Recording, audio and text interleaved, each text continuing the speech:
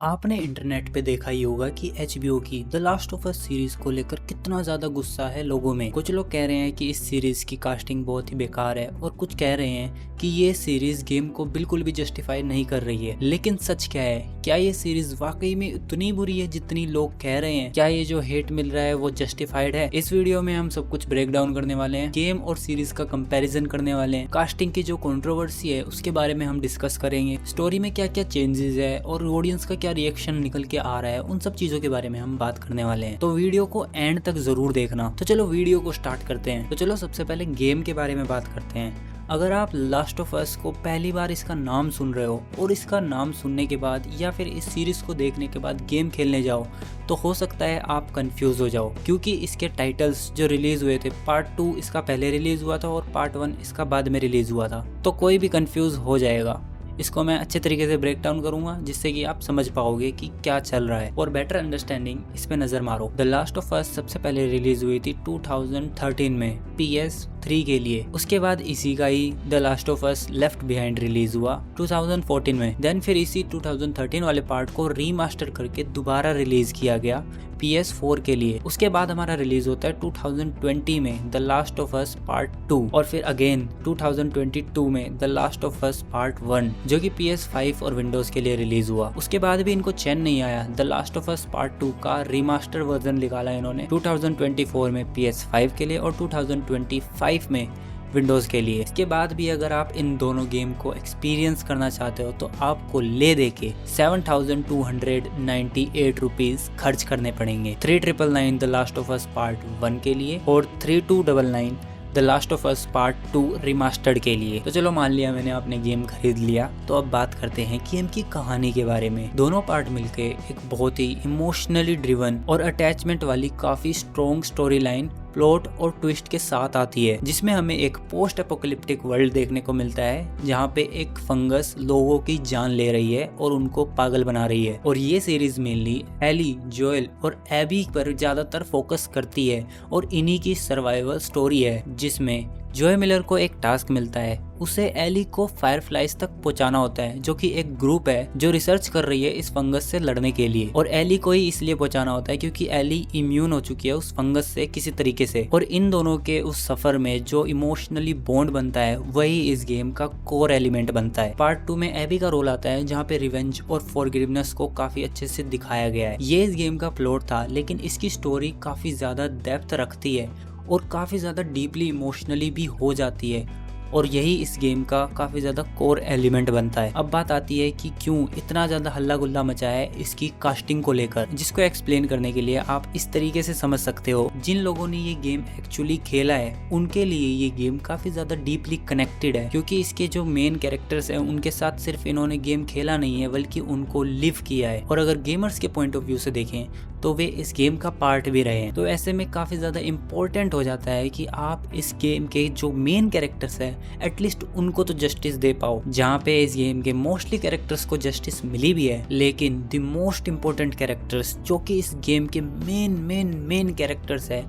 उनको ये justice provide करने में थोड़ी सी असफल रह जाती है। मुझे पता है जब किसी को कास्ट किया जा रहा होता है तो उसको कास्टिंग रोल के लिए काफ़ी चीज़ों को मैटर किया जाता है और उनको देखा जाता है कि ये चीज़ें इस पे सूटेबल होगी या नहीं होगी। उसकी एक्टिंग, उसकी अपीयरेंस, उसकी लिमिट्स, सब कुछ देख समझ के ही डिसीजन लिया जाता है। और यहाँ पर तो बहुत ज़्यादा फोकस होना चाहिए था। इसके एग्जाम्पल के लिए हम HBO मैक्स की पेरेंट कंपनी वार्नर ब्रदर्स का काम देख सकते हैं, जिन्होंने हैरी पॉटर के लिए 300 प्लस बच्चों का ऑडिशन लिया था, लेकिन वे तब भी सेटिस्फाई नहीं हुए थे। और वहाँ पे इस मूवी के प्रोड्यूसर डेविड हाइमन ने डैनियल रेडक्लिफ का एक थिएटर परफॉर्मेंस देखा, and now the rest is history. और अगर अब की बात करें तो हैरी पॉटर की जो न्यू सीरीज बन रही है उसका रिबूट वर्जन, उसमें 32,000 प्लस बच्चों का ऑडिशन लिया गया है इनके 3 मेन लीड के लिए, हैरी, रोन एंड हरमाइनी के लिए। वो बात अलग है, इनकी जो ऑफिशियल कास्टिंग निकल के आई है उसमें मुझे हल्का फुल्का थोड़ा शक महसूस होता है, और अब मुझे इन पे कास्टिंग का तो बिल्कुल भरोसा रहा भी नहीं है। खैर, तो मैं कहना ये चाहता हूँ कि ये लोग काफी ज्यादा कैपेबल हैं इस चीज के लिए। इतने ज्यादा जब मेन कैरेक्टर की बात आती है तो इनको काफी ज्यादा सोचना चाहिए। मैं ये बात तो बिल्कुल भी नहीं बोल रहा कि बेली रैमजी की एक्टिंग अच्छी नहीं है या फिर उन्हें एक्टिंग नहीं आती, लेकिन यार जो इतना इंपॉर्टेंट कैरेक्टर है जिसको थ्रू आउट पूरे गेम में हमने देख रखा है ऑलरेडी, तो वो बहुत ज्यादा मैटर करता है। उसके अपीयरेंस भी बहुत ज्यादा मैटर करती है। बेला रैम्जी को हमने गेम ऑफ थ्रोन्स में देखा था और उन्होंने किल किया था अपनी एक्टिंग के लिए,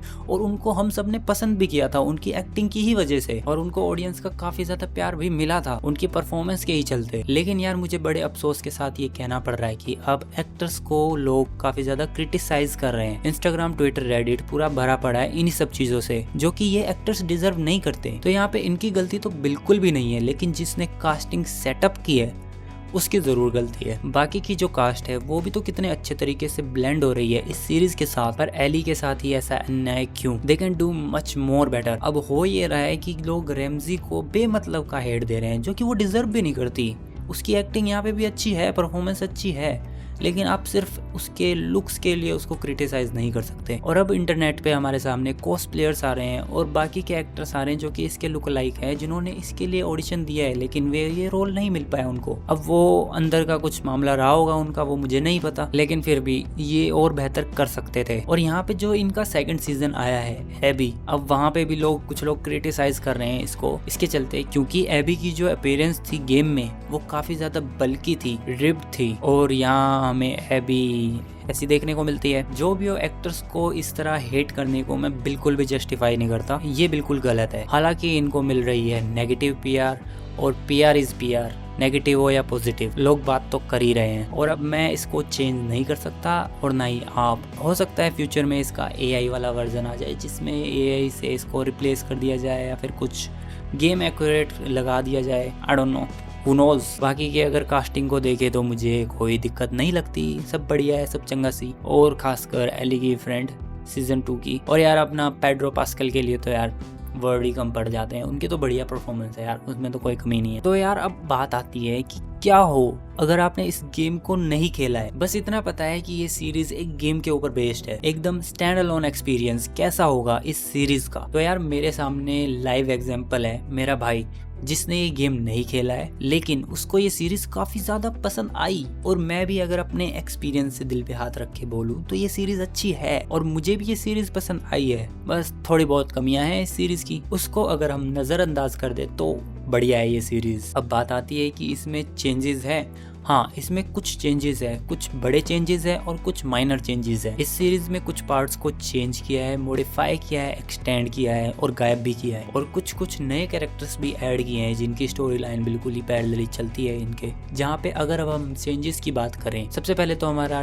टेस की डेथ आती है, जो कि किस तरीके से हुई थी वो गेम में थोड़ी अलग तरीके से हुई थी, जहाँ पे ये सीरीज में इन्फेक्टेड्स को लेके मरती है। अगर गेम की बात करें तो ये फेडरल्स को रोकते हुए मरती है। और वहीं पे हमारा आता है नेक्स्ट, जो बिल एंड फ्रैंक की पूरी स्टोरी लाइन को दिखाया है या फिर चेंज किया है लास्ट में, वो भी है। बाकी सैम इस सीरीज में बोल नहीं सकता, लेकिन गेम में बोल सकता था, और ऐसे ही कुछ छोटे मोटे चेंजेस हैं। तो अगर इसकी स्टोरी बताऊं मैं कि ये कितनी कवर करती है इस सीरीज में, तो इसका जो फर्स्ट सीजन है वो फर्स्ट पार्ट जो गेम है उसका पूरा कवर करती है, और जो सेकंड सीजन शुरू होता है वो सेकंड पार्ट से ही शुरू होता है, लेकिन हो सकता है ये थर्ड सीजन तक जाए, क्योंकि थर्ड सीजन भी डेवलपमेंट में है। और हाँ, पेड्रो पास्कल के जॉय मिलर की बात करें तो वो भी फ्यूचर के एपिसोड्स में भी आएंगे, रिटर्न करेंगे, even after that golf scene. और एक काफी इंटरेस्टिंग सिचुएशन मैंने नोटिस करी कि जब गोल्फ पूरे वर्ल्ड में पीक कर रहा है, लाइक इसका टॉप टूर्नामेंट चल रहा है, मास्टर्स टूर्नामेंट, और एग्जैक्ट इसी टाइम पे इन्होंने इसका ये वाला एपिसोड ड्रॉप किया है। सीजन 2 एपिसोड 2 की मैं बात कर रहा हूँ, वही गोल्फ वाला एपिसोड, जिसमें गोल्फ स्टिक के साथ,